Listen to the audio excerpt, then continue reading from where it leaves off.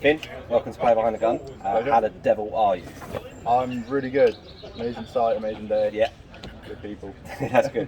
So this is obviously the second time that I've met you. Yeah. Obviously we come up against each other the first time we was here. Obviously we're at Camouflage Airsoft in Bournemouth. What do you make of the site so far? So this is their second airsoft game so far. I was at the first. Yeah. Really nice site. It's a lovely day, lovely staff. Everyone's just so nice. It's a lot smaller than other games I've been to, which is nice for you're just straight into the action. There's no like wandering around or anything like that, which I prefer. Yeah. It's a nice site. It's a good. Considering like the first time we played together, it was pissing down a rain. Yeah. And it's a different, completely contrast. Yeah. I don't have sun cream on. I think I might put some more on. But really, what I want to know is more about you. How did you get into airsoft? What was it about and stuff like that? For me, growing up, I have autism. Okay. So I'd get like hyper focused onto something. Yep. And for me, growing up, it was always like military and like military vehicles, and weapons and stuff like that. So I started collecting all of the stuff. I've still got all of the stuff that I had as a kid. And then naturally the next step was looking at how I can go and shoot people legally, which took me into airsoft. I started watching people like Norsefish and Jet the Desert Fox, all of those guys, Kicking Mustang, you know.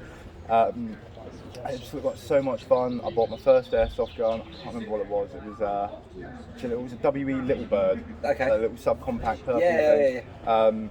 Awful, awful gun. Ended up getting a bolt action sniper rifle, which was a mistake. I've got mine with me, so please don't tell me that. It's alright if you know what you're doing, but for your first gun, then I got what was it? My first proper gun was a G&G CM18. I think I had the 16. Yeah. R8L, the long. Yeah, like the long barrel. 18's like a carbine version, more modern style. Yeah. The 16 doesn't have the front post. Really nice gun. Took it to my first skirmish. I was with a couple of mates down Woolly. We had them before. Amazing gun, works really well. Currently in bits. Using it as just spare parts for everything else.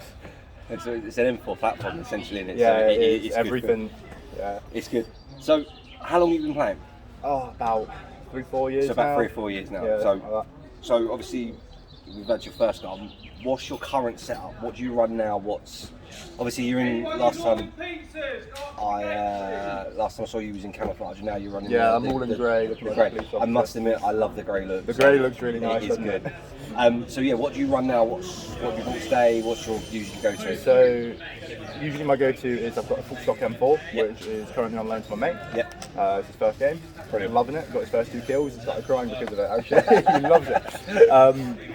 At the moment, I'm running a GMG CM16 LMG, belt-fed, big, massive gun. Had the thing, been shot by the thing. Yeah, hurts. Yeah, it's a nice thing. Don't have to reload, but I kind of like flip-flop between guns. I've got about 30 of them. Oh really? Yeah. Wow. I've got so many of them. I've got things like Sturmgewehrs, the old G&G, not G&G, Tokyo Marui G3s from about 20 years ago. The long. Big long MP5. But yeah, I just kind of like flip-flop between guns, whatever I feel like using. Really. But you've got like the whole. You've got a pistol. You've got a shotgun. I don't have a shotgun yet. Don't have a shotgun. No, I need to get a shotgun. I've been looking at the super shorties, but I can't justify a shotgun. Gas version. Yeah. I can't believe you've got 30 guns. So while you've been playing for these 3 and 4 years, what would you say your best experience has been in the airsoft field so far, or what's the one thing you've seen that you've gone, do you know what, I absolutely love that? So, quite recently actually, I was at Ground Zero. Yeah. There was this lad called Shelby. First time I met the guy. Sounds familiar, isn't it? Yeah, he's in the army. Okay. He was dressed as like a proper like Stalingrad style Russian soldier, PPSH, like Second World War Russian. He had a handgun, a Makarov, and instead of having a lanyard on it, he had a little whistle. And what he'd do is he'd just go into a dead zone, gather everyone on the team, and walk out. And just everyone would follow him blindly. It was brilliant. And he'd walk up somewhere, blow his little whistle on his handgun, and everyone would just charge. And there was a couple of times I was pinned down in this bush, shooting away. Can't see anyone. I'm just shooting at random things, everything that moved, and I just hear a. I turn around. and there's just an army of my guys just charging with this big man with a PPSA just going, just walking up, and it was amazing. It's just like some of the coolest stuff you've ever seen. Yeah, I mean, I love people that go the extra mile in airsoft, and like you said, it's that experience is going to live with you for the rest of your time. We'll flip the question. What's been the worst experience for yourself, or what's been the worst experience that you've noticed on the field? So, a couple of years back, I was playing at a site. I can't remember the name of the site. It's in Portsmouth somewhere. Yeah. There was a lad. He had a big saw. Walking along, got shot in the tooth. He chipped his tooth, came out, and he tripped. When he tripped, he broke his leg. And couldn't see bone or anything. There was a massive lump on his leg where it was broken. There was some agony. Man did a good job. Unbelievably, I don't know if it was adrenaline or just excitement. He kept shooting at people after ceasefire was called. But yeah, he took him off. I don't know how he's doing. I think he's all right. But do you think he's still playing now? Oh, for sure, for sure. You can't let something so small as a broken leg stop. No, it's fine. I mean, I've got cramp at the moment. It's killing me, and I'm thinking about sitting out the rest of that. No, I joke. All right, that's brilliant. So obviously you've been in the sport for a couple of years and everything, which is banging and stuff like that. Are you on any social, do you record any of your gameplay, or is there any social media platform that you're on that you... Instagram, I post a lot of, every time I get a new gun, I'll post a clip of me shooting it, maybe some photos, whatever. Don't really do reviews, or I want to start getting into that. I have a GoPro mount on me somewhere, which is snapped. Yeah, see that there, but I want to start filming gameplay properly.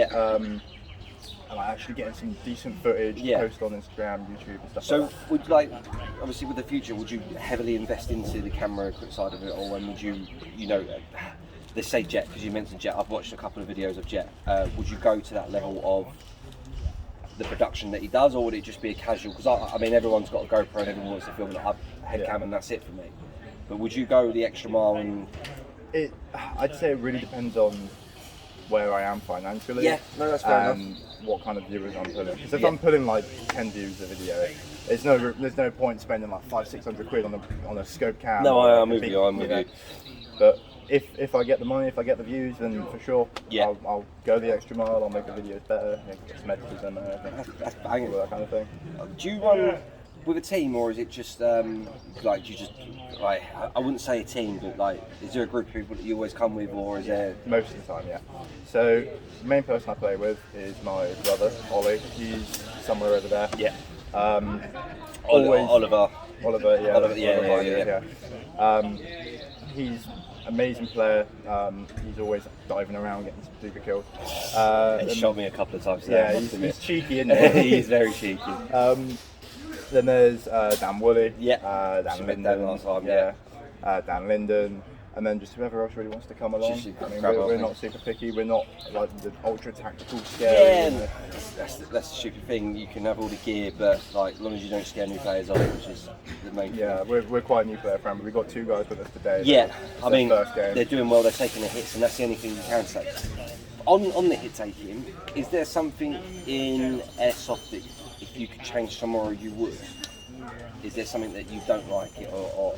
I think probably the laws around it. In what sense? So you have to have a ukara in the UK. Yeah. Which is fine, but there's no real way of stopping proxy buys. Okay, if that makes sense. I've got a ukara. Yeah. Let's say you don't. You just say to me, "I want this." In real life, I don't. Do you not? I do not. Well, there you go then. So, but you've got all black kit. You've got all your guns are black, military colours. You get mates to buy them, don't you? Yeah. Or you just buy them 2 turns, sand it down, spray paint it again. Yeah. So I think there needs to be a more safe, permanent solution to stop. Because this sport is amazing, and what ruins it for me is the people that buy these guns or buy them through a friend, and they go out in public. We had an incident in Southampton not too long ago. A man was taking shots at people from the top of his flat. There was something in central London as well, and he had a blue Desert Eagle and a G36 and armed police swarmed around. I'm fully with you on that. There is, if you sell a gun to me, there's no proper checks, and it's a great idea, I must admit. I don't want the sport to die. No, and that's... I adore it. But I feel like the sport will die if people who shouldn't have, or they're not going and stuff, and they're not part of the sport, if they're getting these bad weapons and stuff like that. I can see an issue with that. like I'm pro gun, I'm obviously. Yeah. But I feel like the rules around that should be a little bit tighter, because otherwise the sport will just be killed off. So with that, and I think it's either Brazil or Portugal. Brazil have a third of gun has to be lime green. Would you go down that sense, or if you still want to keep the realism of an all black gun? I'd want to keep the realism. Okay. However, I feel like if you are to buy a black gun, you have to do it in person. I know that you have your address and all of that anyway. Yeah. But I feel like there should be more checks to see who you play with, like what kind of stuff you're doing, to make sure that you're not just going to give a black gun to a random person. Yeah, okay, I'm with you. If that makes sense. 'Cause obviously the realism, like that's what makes airsoft airsoft. It's completely different from paintball in a sense, or like Nerf or anything like that. But there needs to be like a buffer. Yeah, kind of I'm thing. with you. No, in a sense of like, I've never really spoken about that before, so it's good to touch on that sort of subject. So, you know, hopefully if anyone that's watching this video can actually, or someone that's high up in, because obviously I know airsoft doesn't have a governing body, but if there ever was the one to be one, then hopefully someone takes it on board and stuff like that. Yeah. Last question, probably the best one. What advice would you give to a new player? New player, I would say, don't buy any equipment unless it's like needed. Maybe some loose fitting trousers and some ankle boots, and some iPro. Other than that, don't buy anything. Borrow off mates, rent stuff. Because there's no point in spending 500-600 quid on all of the kit and a gun, going out for your first time, realising you don't like it. You know, like test the role that you're going to play, that sort of thing. Figure out what kind of thing you like. Watch gameplay videos. Just do a bit of research. Just so you can like understand what airsoft is and how to go about it. Yeah. I mean, that's sound advice. We've still got the rest of the day to play against each other. Finn, it's been amazing for you to come on. Thank you for coming on for this one. Absolutely. And hopefully I'll get the shot on you for the next game. We'll see.